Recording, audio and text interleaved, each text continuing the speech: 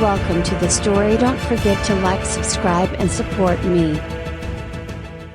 The planet was supposed to be another routine exploration. Captain James Allard had been on hundreds of these missions, cataloging worlds, sending reports to the Galactic Federation, and then moving on to the next. But something about this planet was different. It pulled at him, its gravity slightly heavier, its atmosphere more charged with static energy. His crew had warned him, but they had all trusted the ship's systems, trusted the maps. They were wrong. The crash was sudden and brutal. His vessel, the Starborn Explorer, had hit an energy field that scrambled its instruments. Before James could override the controls, the ship spiraled into the planet's surface. Metal groaned and screamed as it crumbled into the dense underbrush of an alien forest. Fires flared from ruptured fuel lines. James had been knocked unconscious. The last thing he remembered was the spinning view of emerald skies and twisted clouds. When he woke, his body was sore, but intact. He pulled himself from the wreckage and checked his surroundings. His ship is a mangled heap of metal, electronics fried, escape pods inoperable. There would be no quick extraction, no immediate rescue. He was alone. The air smelled strange, tinged with iron and musk. The gravity pressed on his limbs, but he could still move. He activated his survival gear, scanning for life forms. That was when the proximity alarm screamed in his helmet. Something was approaching fast. He barely had time to look up before the attack came. Giant figures, moving on 8 legs, covered in sleek black chitin, swarmed toward him. James tried to run, but the nearest creature shot a sticky webbing from its abdomen, entangling his legs. Spiders? He muttered in disbelief as they closed in. They weren't ordinary spiders. Each one was the size of a small vehicle, and their eyes gleamed with intelligence. Before he could react further, one of the creatures lunged. Its pincers were inches from his face when darkness enveloped him.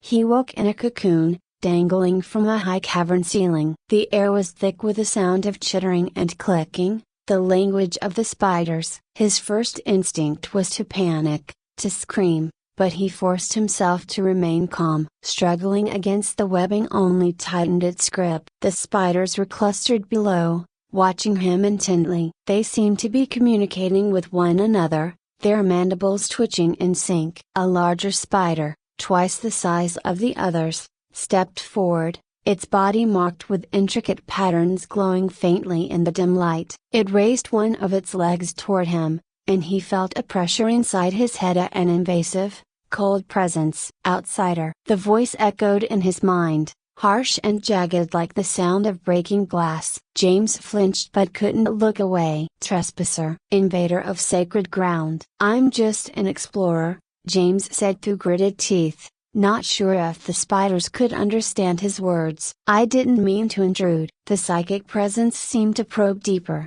sifting through his memories. He could feel it pulling at his thoughts, unraveling his past, his mission, his intentions. "You seek knowledge. You seek power. I seek survival," James muttered, but the voice continued, ignoring his protests. "The blood of our emperors speaks through you." Before he could question the meaning, a new figure appeared. Not a spider, but something far more humanoid. Draped in dark, flowing robes and standing upright, the being's face was obscured by a veil of silk threads. It radiated authority. The spiders parted as it approached. The figure raised a hand, and James felt the webbing loosen. He fell hard onto the stone floor below, gasping for air as his body adjusted to the freedom of movement. The robed figure's voice entered his mind, soft yet commanding. "You are not meant to die today, outsider." The figure stepped closer, inspecting him. "You have been chosen for something far greater." James struggled to his feet,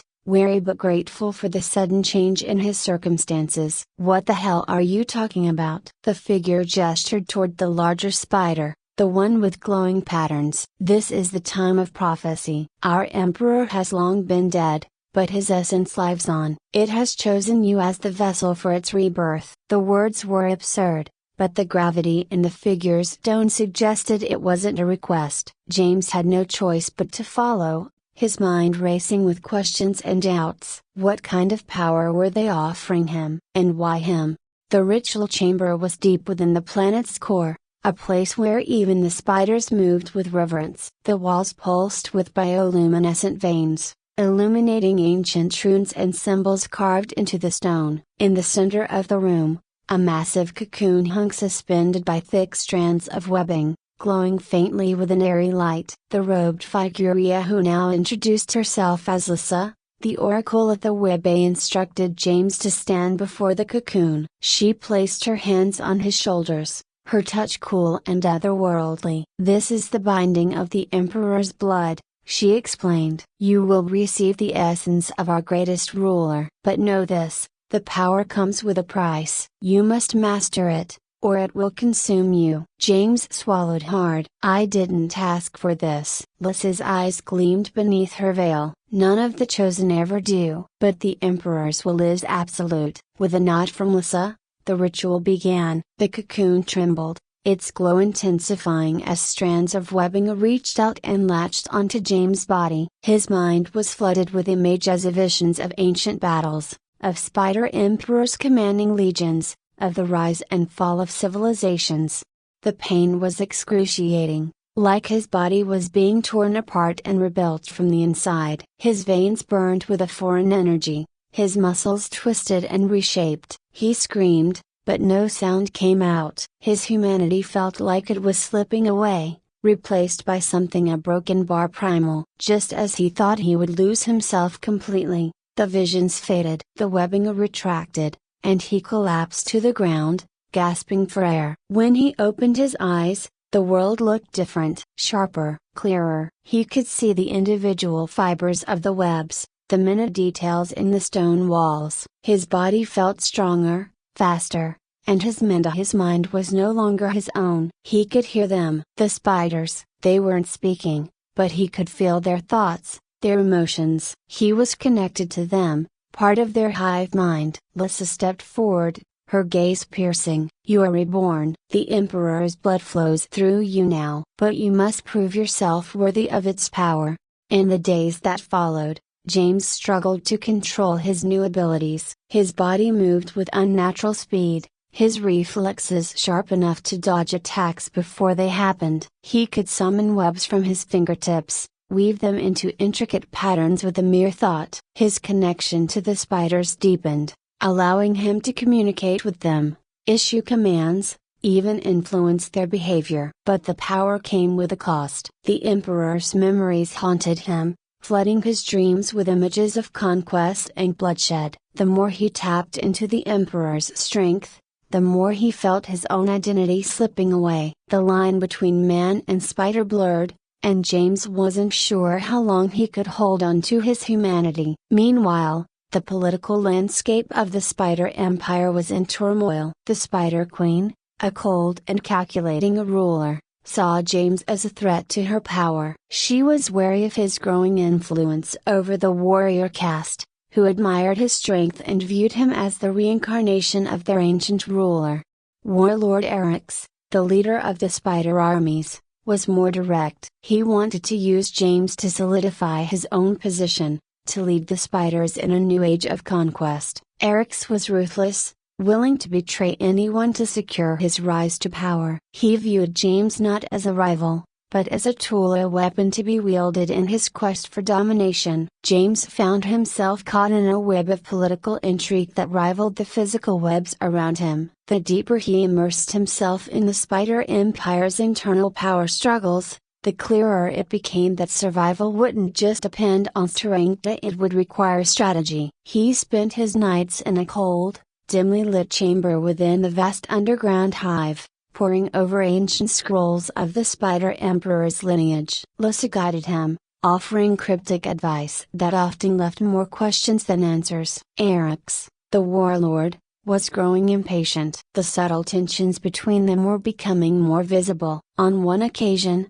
during a sparring session with a warrior caste, Eryx challenged him publicly, testing both James' control over his newfound abilities and his standing among the spider warriors. The combat was swift. Eryx, towering and menacing, moved with lethal precision. His chitinous armor shimmered under the dim glow of the cavern's bioluminescent veins, and his 8 legs darted around James like a deadly dance. But James had grown sharper. He moved with an agility that defied human nature, his body reacting instinctively as if the Spider Emperor's blood was guiding his every motion. He parried Eric's strikes, twisting webs from his hands to counter his attacks. The battle reached a critical moment. Eric lunged, aiming for a finishing blow. James, in a move that felt almost too easy, caught Eric's mid-lunge, entangling him in a web as thick as steel wire. The warriors surrounding them froze,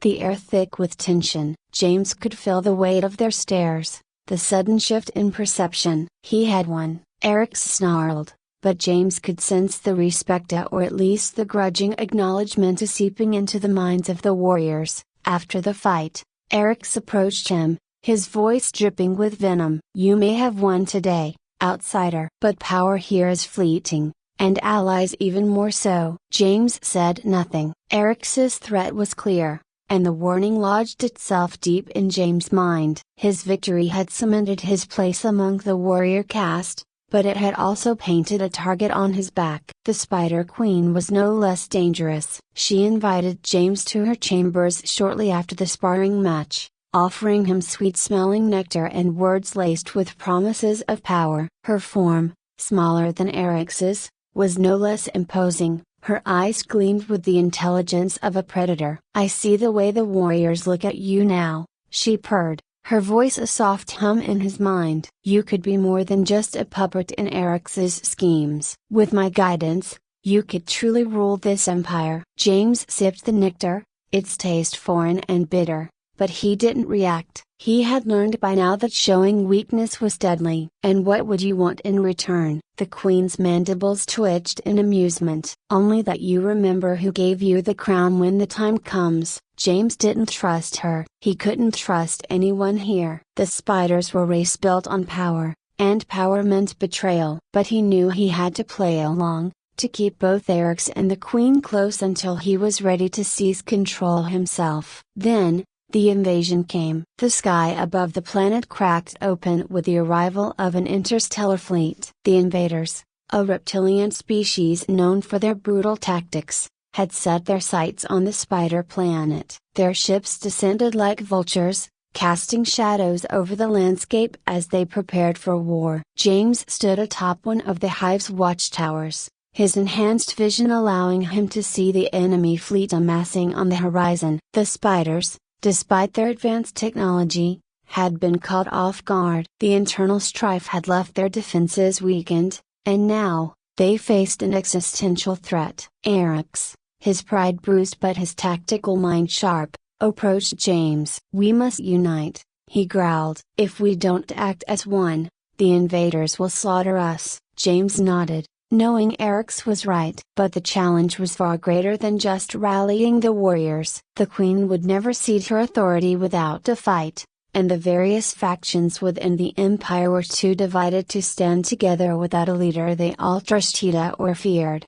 He gathered the leaders of the spider factions in the Grand Hall, a massive cavern lined with crystalline webs that shimmered like stars. The atmosphere was tense, the chittering of the spiders echoing off the walls. Lissa stood at his side, silent but watchful. James stepped forward, his voice amplified by the hive's psychic network. "The invaders are here. If we don't put aside our differences, we'll all be dead by morning." The Spider Queen hissed softly, her eyes narrowing. "And who are you to lead us, human?" "You may have the Emperor's blood, but you are still an outsider." James felt the weight of their doubts pressing down on him. He had to show them he wasn't just a figurehead that he could command, that he could lead them to victory. "We don't have time for this," he said, his voice cold and unyielding. "You can fight each other for power later. But right now, we either stand together or we fall." For a moment, the room was silent,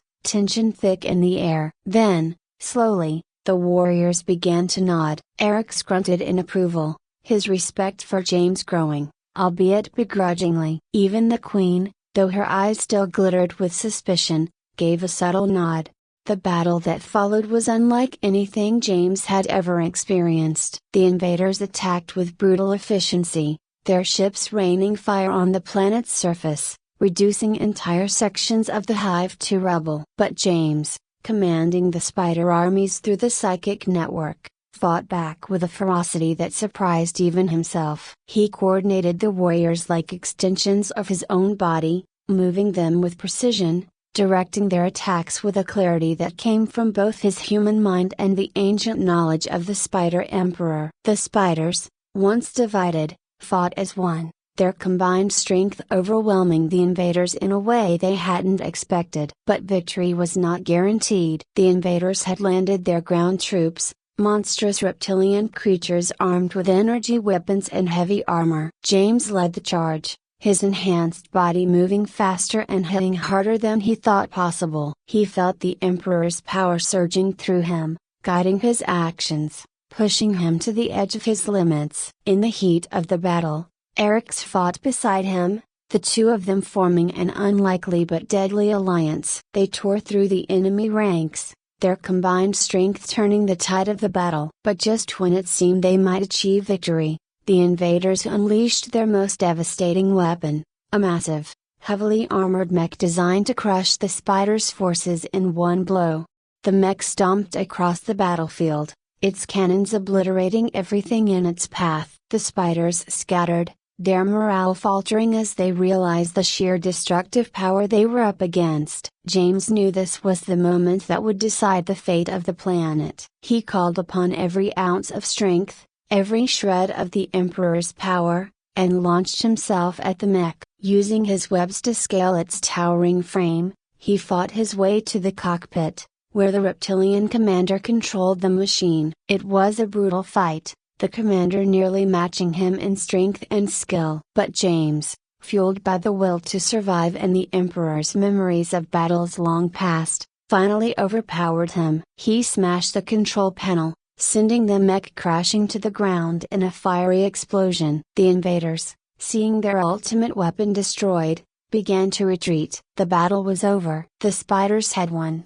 James stood on the battlefield, the bodies of fallen invaders and spiders alike scattered around him. Erix approached, his voice gruff but filled with respect. "You've earned your place, outsider. You may not be one of us by birth, but you've proven you are worthy of the Emperor's blood." James didn't respond immediately. He felt the weight of what had just happened, the cost of victory. The spiders had survived, but the scars of the invasion would remain. The Queen, ever calculating, approached as well. Her eyes gleamed with renewed interest. "You've shown you can lead," she said softly. "But ruling is another matter entirely. This empire is still mine." James looked at her, his eyes hard. For now, the Queen's mandibles twitched in amusement, but she didn't challenge him further. The balance of power had shifted, and she knew it. James turned away from them both, staring out at the horizon. The invaders had been repelled,